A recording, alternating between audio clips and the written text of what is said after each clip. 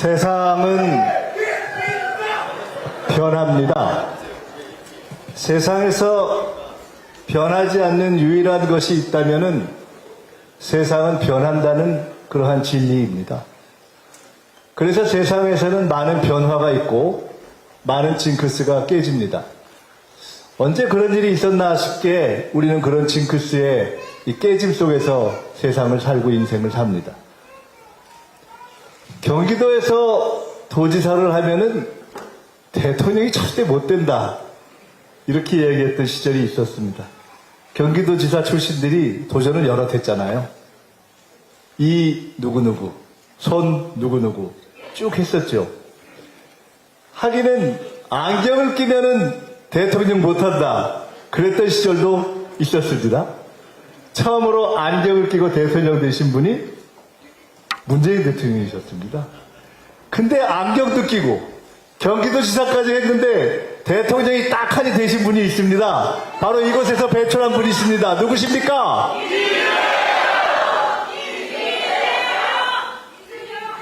오늘 저는 어쩌다 우리가 경기도에서 이번 전당대회를 앞두고 마지막 대규모 당원 집회를 하게 됐을까 생각을 해봤습니다. 서울 옆에 있는 동네, 경기도. 그리고 어떻게 보면 수많은 우리의 시와 도 중에 하나였던 경기도가 이제는 누구도 시비를 걸지 않게 대한민국을 이끌어가는 민주당의 방향을 결정하는 전당대회의 항상 마지막 결정을 하는 곳이 되었습니다. 이번 마지막 결정을 호남과 수도권에서 하는 것이 남아있는데, 호남이 많다고 하나 옛날 시조식으로 얘기하면 호남이 많다 하다 경기도에 비기겠나, 숫자가 그렇게 돼버린 거 아닙니까? 호남은 우리 민주당의 역사의 중심이고 전통의 중심이지만 어느새 경기도는 이제 대한민국의 현재의 중심이고 미래의 중심이 되었고, 이곳 경기도 민주당은 우리 민주당의 가장 많은 당원을 차지하는 민주당의 현재의 중심이고 미래의 중심이 되었기 때문에 우리는 이번 전당대회를 앞두고 마지막 대규모 당원 집회를 바로 이곳에서 하는 자랑스러운 경기도의 당원들인 것입니다.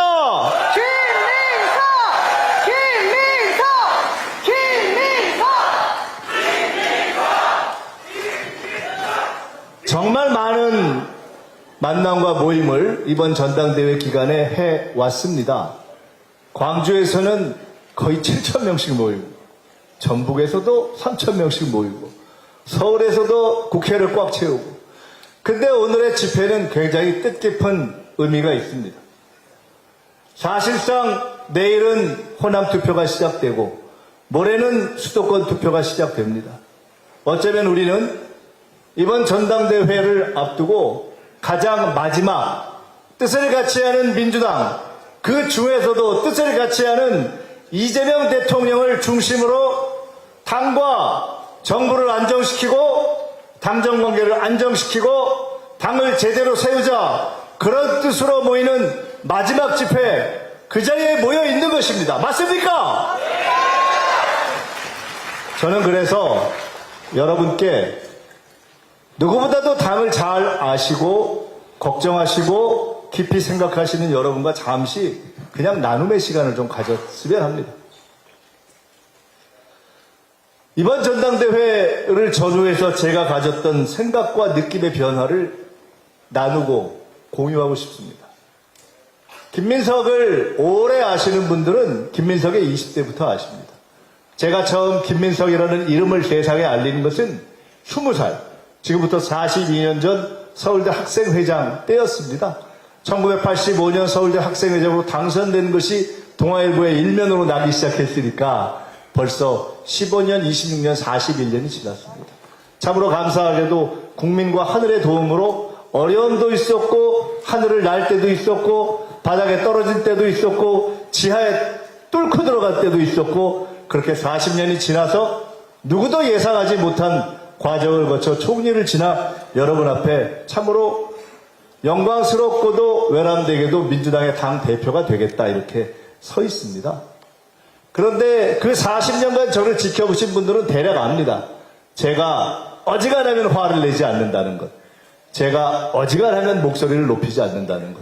제가 어지간하면 열받지 않는다는 것. 심지어 국회에서 총리로 답할 때 야당에서 어지간히 여기 우리끼리니까 딱 한 번 하겠습니다. 개소리를 해도 제가 어지간하면 참고 그냥 좋은 말로 하고 굉장히 품격 있게 하려고 노력한다는 것. 국회 나가기 직전에 대통령님하고 같이 얘기하면 꼭 말씀하시거든요. 아무리 그래도 그렇지. 총리가 좀 품격 있게 해야지. 그럼 제가 열이 여기까지 올라갔다가도 원칙은 지키되 말은 가급적 열기를 빼려고 노력을 하는 편입니다. 아시지 않습니까? 그래서 많은 분들은 어떨 때는 안정감이 있다고 생각하시고 어떨 때는 심지어 지난 1년 동안 저거 총리가 말은 할 줄 아나? 이러셨다는 거 아니에요. 그런데 그런 김민석이 당대표에 나와서 이제 7월 1일 날 총리를 그만두고 나와서 오늘로서 한 달 반. 그리고 당대표에 출마할 것을 결정하고 한 달 정도. 초반 두 주 정말 힘들었습니다. 굉장히 고통스러웠습니다. 매일 아침에 생각했습니다. 매일 아침에 저를 돌이켜봤습니다. 사람마다 다 자기가 믿는 것이 있죠. 저는 저의 믿음이 있는 사람입니다. 새벽에 기도합니다. 근데 고통스럽더라고요. 내가 이렇게 화를 내는 것이 맞는가? 내가 왜 이렇게 화를 내고 있지? 나는 왜 이렇게 분노하는가? 나의 격정은 어디서 오는가? 그런데 지난 한 달 정도 저는 참으로 오랫동안 휩싸이지 않았던 격정에 휩싸였었습니다. 너무 화가 났습니다. 어쩌면 그 화는 이런 것에서 오는 것일지 모릅니다. 총리를 그만두기 사흘 전이 아니군요. 총리를 그만두기 전, 지난 지방선거와 재보궐선거가 있기 사흘 전에 매주 하는 대통령님과 총리의 주례보고 회동을 그날도 마치고 선거를 사흘 앞두고 말씀을 나눈 적이 있습니다. 하나는 조금 이따 나눌 황금시대에 대한 이야기를 했고 또 하나는 선거에 대한 걱정을 나눴습니다. 대통령도 총리도 우리나라 법상 선거에 나가서 지원도 못하고 나가서 입을 열고 누가 됐으면 좋겠다 말도 못하지만 우리도 인간이니까 우리를 대통령 만들어주고 총리 만들어준 당인데 우리가 좋아하고 사랑하는 동지들이 있는 당인데 우리가 참으로 좋아하는 동지들이 나선 선거인데 그 선거의 결과가 이 국정의 안정을 좌우할 것이 명확한데 그 선거가 안정적으로 결과가 돼야 우리가 그토록 꿈꾸는 10년, 20년, 30년 이 나라의 황금시대가 올 것이 분명한데 간절한 마음으로 선거의 승리를 원하는 것이 당연하지 않았겠습니까? 그런데 얼마나 걱정했는지 15대 1로 이길 거라고 생각했던 선거의 결과가 대단히 좋지 않을 것으로 예상되고 부산에서는 국회의원 하나 있던 자리에 하나 시장은 뺏어왔는데 하나 있던 국회의원 자리는 날아가고 경기도에서는 도지사는 가져왔지만 수많은 시장 도지사들이 시장 문서들이 날아가고 서울에서는 이길 거라고 생각했던 시장은 그냥 하늘로 붕 떠버리고 지방의회는 장악했지만 구청장들은 날아가 버리고 평택에서는 입장을 정해서 이쪽이든 저쪽이든 정리를 해줘야 되는데 지도부가 정리를 못해서 이도저도 아닌 선거를 치르면서 당원들끼리 싸움을 하고 속이 터지고 속이 답답하고 너무나 안타까워서 그 화를 속으로 삭히는 그 시간. 그런데 그때 대통령님과 제가 나눴던 이야기가 있습니다. 제가 이렇게 얘기했습니다. 대통령님, 저는 요새 황금시대를 꿈꿉니다. 제가 제일 많이 생각하는 단어가 황금시대입니다. 전 세계 어느 나라든 황금시대가 역사상 있었습니다. 영국에는 빅토리아 여왕의 제국주의를 연 시대가 있었고 미국에는 루즈벨트 대통령이 사면임을 해서 뉴딜 시대로 미국을 초강대국에 올린 그런 전성기가 있었고 스웨덴은 사회민주당이 30년 집권해서 전 세계의 역사에 자랑스러운 사회복지 국가라는 새로운 시대적인 개념을 만들어낸 시대가 있었고 그러한 전성기 황금시대가 있는데 어쩌면 우리는 5천년 역사에 처음으로 한 번도 세계 1등을 못해본 나라에서 AI 1등, 반도체 1등, 민주주의 1등, 한류 1등, K푸드 1등, K뷰티 1등, 모조리 1등하고 잘만 하면 인도의 시성 타고르가 100년 전에 시를 쓰기를 100년 후 대한민국이라는 나라에 그때는 그냥 한반도 조선에 촛불이 켜지는 날 그 나라가 세계를 인도할지 모른다 이렇게 썼던 시가 실제로 100년 후에 광화문에 촛불이 켜져서 대한민국이 K민주주의로 전 세계의 민주주의를 자랑할 수 있게 되는 그러한 위대한 역사가 펼쳐지는 황금시대를 우리가 만들 수 있다. 이 꿈을 기꺼이 하지 않겠는가? 그러한 꿈이 바로 눈앞인데 제가 보기에는 지난 4년 동안 대통령의 옆에서 일을 해왔던 김민석이 보기에는 이재명이 바로 그러한 시대를 열고 있는데 눈에 뻔히 보이는데 이번에만 이기면 황금시대가 쭉 가는데 너무나 간절한데 근데 저는 될 것 같더라고요. 서울도 이기고 그래도 이기겠지. 그래도 대통령님 황금시대를 대통령님이 여셨으니 우리가 이 황금시대를 만드는 것을 정말 저는 간절하게 우리 당이 해야 된다고 생각합니다. 대통령께서 이렇게 말씀하셨습니다. 제가 어차피 나갈 거 다 아셨잖아요. 지금 우리 모두에게 필요한 것은 바로 그러한 이야기 아니겠는가? 그런 이야기가 우리 모두에게 공유되면 얼마나 좋겠는가? 결과는 승리할 수 없는 결과였습니다. 승리냐 패배냐 그 규정은 중요하지 않습니다. 그 결과를 누구보다도 온몸으로 느끼는 대통령이 기자간담회를 통해서 국민에게 사과했고 기자간담회에서 표정관리가 안 되는 며칠을 지냈다고 이야기했습니다. 승리냐 패배냐 중요하지 않습니다. 우리는 지난 선거에서 이 선거에 책임을 져야 할 지도부가 책임져야 할 그런 결과를 만들어냈기 때문에 책임지라고 요구하는 것입니다.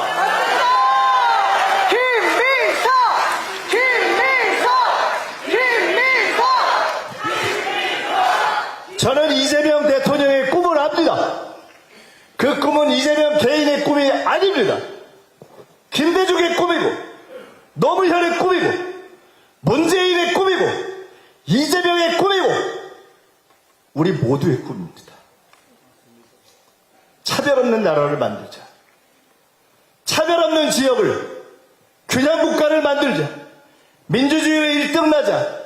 국무회의에서 대통령이 참으로 진하게 계속해서 산재 좀 없애라고 이야기하는 나라, 그런 개혁적인 대통령이 있는 나라, 경기도 이하로는 내려가지 않던 반도체와 AI를 호남, 충청, 영남까지 내려보내고 이제는 경기도와 지방의 쌍끌이로 AI 반도체를 내서 전 세계의 1등 나자는 꿈을 가진 나라, 이재명이 꾸는 꿈, 3대 메가 프로젝트의 꿈은 다른 말로 하면 그토록 지지리도 천대받던 호남부터 시작해서 호남, 충청, 영남으로 뻗어나가는 AI 반도체 세계 1등을 만들고 지금까지 뛰던 경기도 함께 뛰는 쌍끌이로 우리도 세계 1등 한번 해보자. 그 꿈 아닙니까? 맞습니다.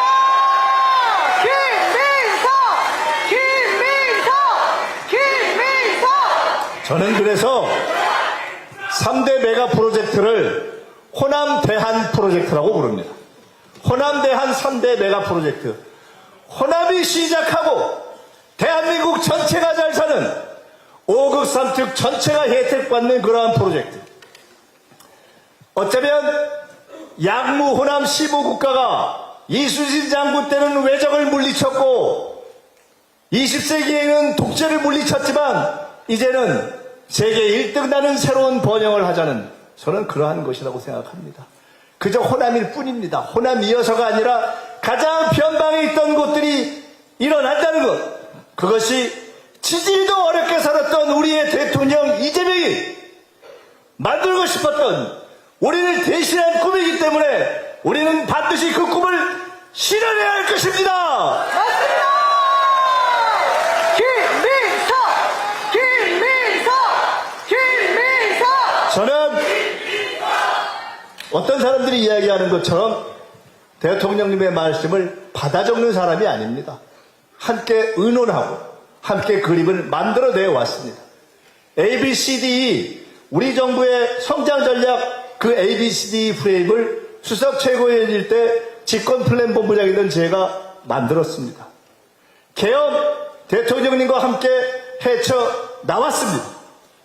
수석 최고위원일 때 누구도 집권 플랜이라는 이야기를 하는 것이 성급하다고 할 때 집권 플랜을 얘기해야, 그래야 저들이 우리를 무서워하고 우리가 집권할 수 있다는 것을 보여주고 반드시 사법 쿠데타를 막을 수 있다고 확신했기 때문에 집권 플랜 본부를 만들자고 했고, 대통령께서 오케이 하셨고 집권 플랜 본부를 만들었고 집권 100일 플랜을 만들었고, 저들이 쿠데타를 내서 벌판이 된 용산에 들어가서도 완벽한 준비로 100일, 200일, 300일, 1년을 넘어 확실하게 내란을 극복해내는데 대통령님을 도우고 국정을 안정시킬 수 있었던 것입니다.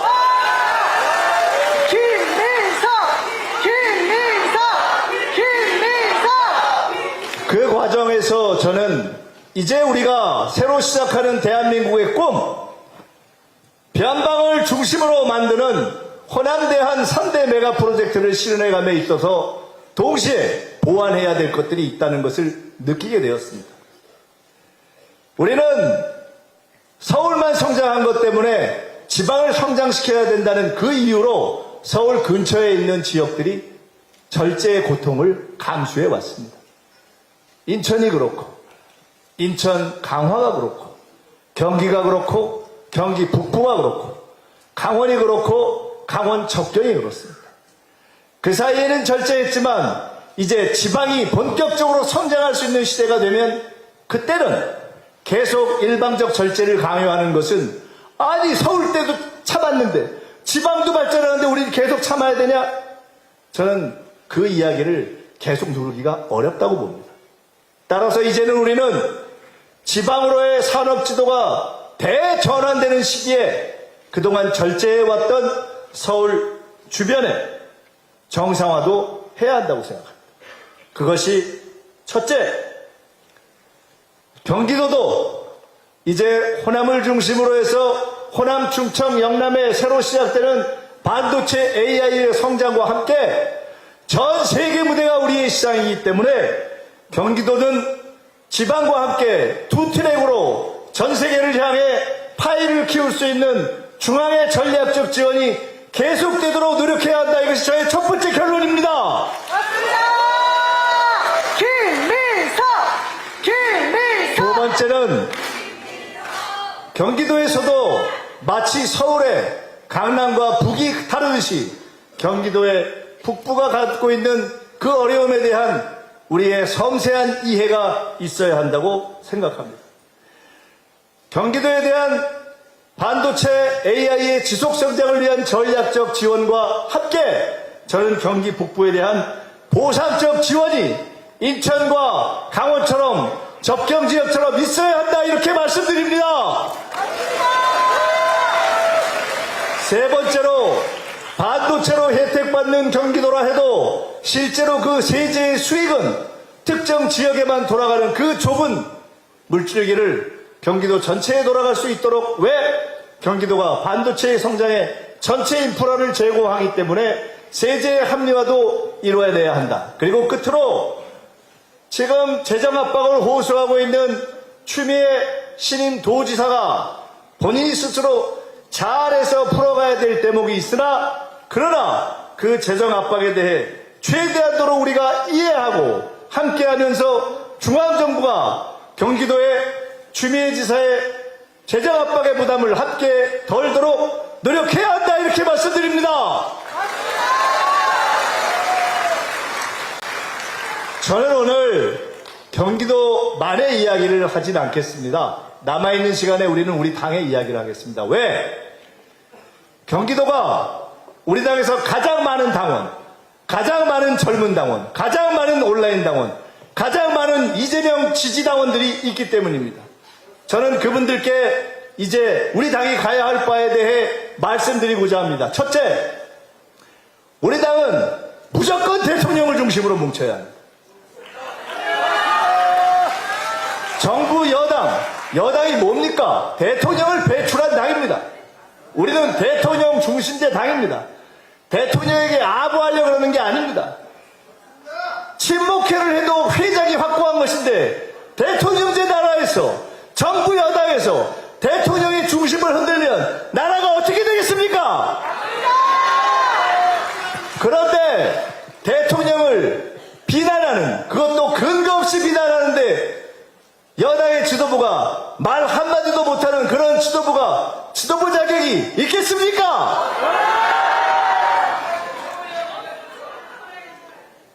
그리고 우리는 전국의 선거를 이겨내는 수원지 역할을 해야 합니다. 솔직히 부럽습니다. 경기도는 실수 안 하면, 잘하면, 어지간하면 이기잖아요. 어지간히 잘 못하면 지기도 하잖아요.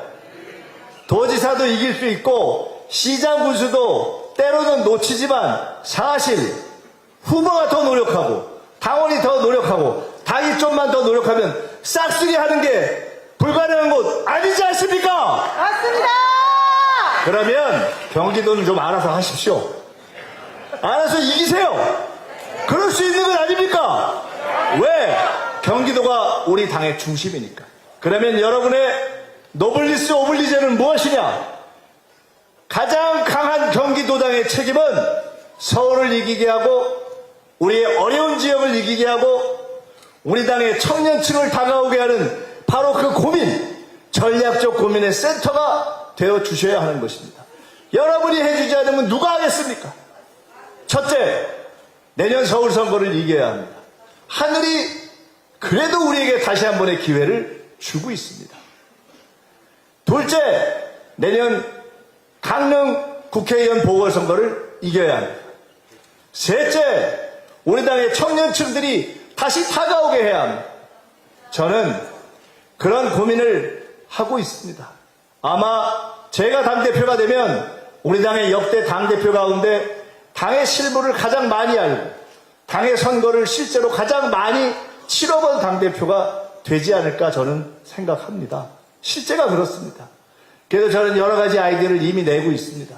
서울에는 광화문에 제2당사를 만들 것입니다. 한 200평 멋지게 열어서 청년위원회한테 다 열라고 하고 다 운영하라고 하고 거기에서 청년과 시민과 당원전을 만들고 거기에서 우리 당의 업무도 생중계하고 시민들과의 만남도 매일매일하고 생중계하고 그렇게 멋진 당원전 제2당사 광화당사를 만들어내서 당을 국민과 시민과 가깝게 하겠습니다. 괜찮습니까?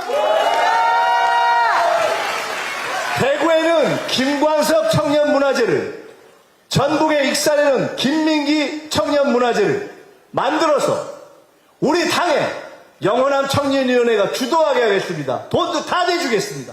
그래서 민주당이라는 당이 좀 간지나네. 좀 뭐 할 줄 아네.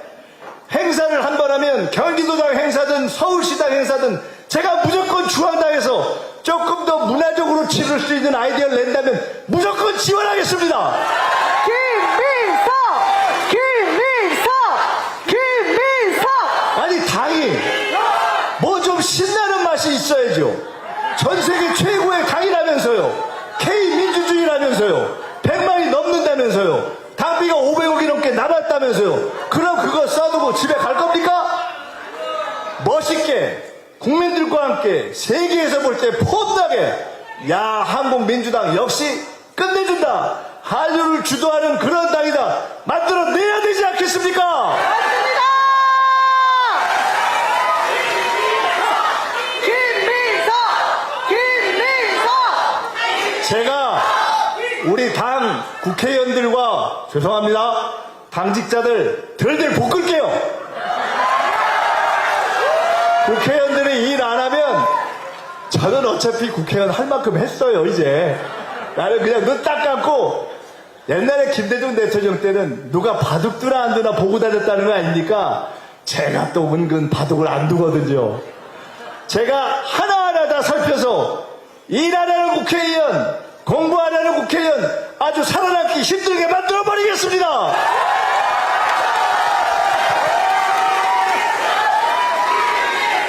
여러분, 대통령이 정부 쫙 모아놓고 업무 보고 받고 생중계 하니까 재밌죠?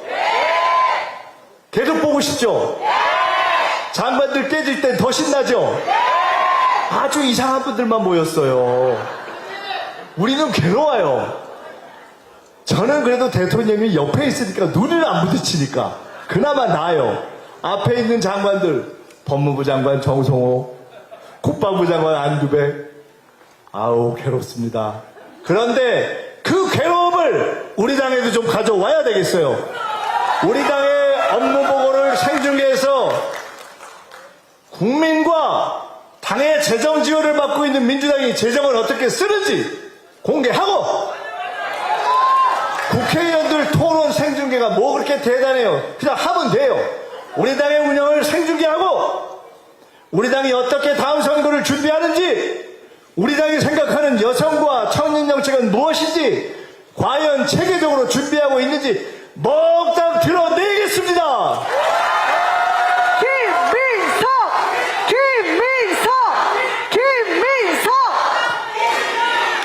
이재명 대통령님의 열린 정부, 무서운 속도로 뛰어가는 정부, 그만큼은 못해도 우리도 열 만큼 열고 뛸 만큼 뛰어야 그래야 여당 아닙니까? 맞습니다. 그런 당을 만들고 싶습니다. 여러분, 다시 처음으로 돌아갑니다. 간절합니다. 여러분, 우리 이번에 전당대회 잘못되면 망합니다. 여러분, 다음 서울시장 선거에, 다음 강릉 선거에, 다음 총선에, 그래도 저도 별 볼 일 없지만 대통령님이 나와서 해주시면 좋지만 우리나라 법은 대통령이 선거운동 못 하시잖아요. 그러면 당대표가 최고위원들하고 같이 다녀야 되잖아요.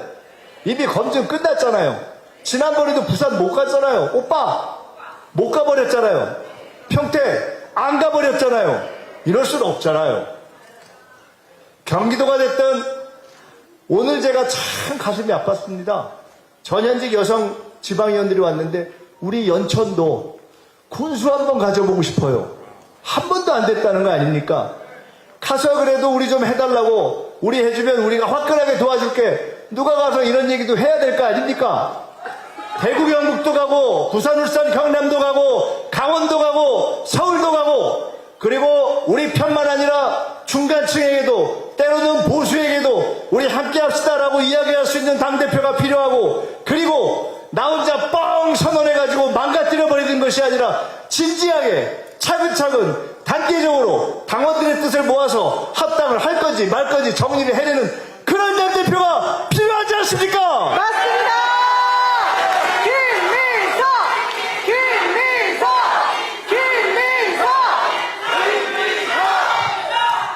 여러분, 오늘 할 만큼은 한 것 같습니다. 저 이제 이거 끝나고 광주 가서 마지막 토론해야 되거든요. 근데 이게 제일 문제가 뭐냐, 꼭 요 얘기 하고 가야 돼요. 기분 좋죠, 지금? 막 신나고 여러 하니까 막 기분 좋죠? 그리고 자서 주무시면 안 돼요. 이제 사흘 남았어요.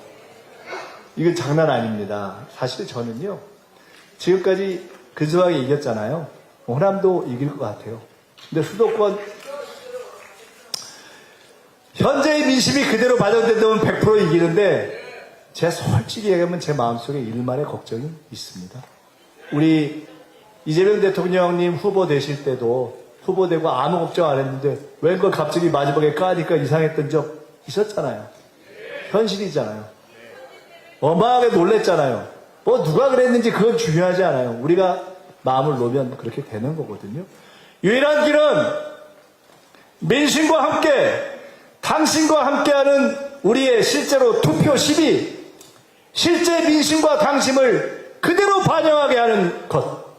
그 유일한 길은 투표를 많이 하는 것밖에 없습니다. 그 유일한 방법은 여러분들께서 도와주시는 것밖에 없습니다. 돌아가셔서 저보다는 카톡 열면 친구 많잖아요. 다 100명 넘죠? 솔직히 1000명 넘는 분도 있죠? 다 좀 어떻게 좀 해보세요. 그렇게 해가지고 우리가 무조건 온라인 투표 많이 하게 하고 저 껄쩍지근하다 김민석이 찍으라는 얘기 하고 싶지 않다는 분이 주변에 있으면 그분한테 이렇게 부탁하세요. ARS 전화 오면 그거라도 받아줘라. 왜? 제가 비밀 하나 알려드릴게요. ARS 여론조사하면 어떤 기관에서 여론조사해도 제가 좀 낫대요. 그러니까 그냥 막 뛰어가는 그런 거 말고 그냥 평상심으로 하는 여론조사하면 김민석이 이깁니다. 지금까지 이겼고 호남에서 이길 것이고 민심과 당신 그대로면 수도권 서울 경기에서 이길 것인데 우리가 돈이 없지 가오가 없습니까? 서로 투표로 이길 수는 없잖아요. 50% 1등 나야죠. 아니 끝난 다음에 짜잔하게 서로 투표에 뭐니 하고 당에 시비 거는 꼴을 놔두면 되겠습니까?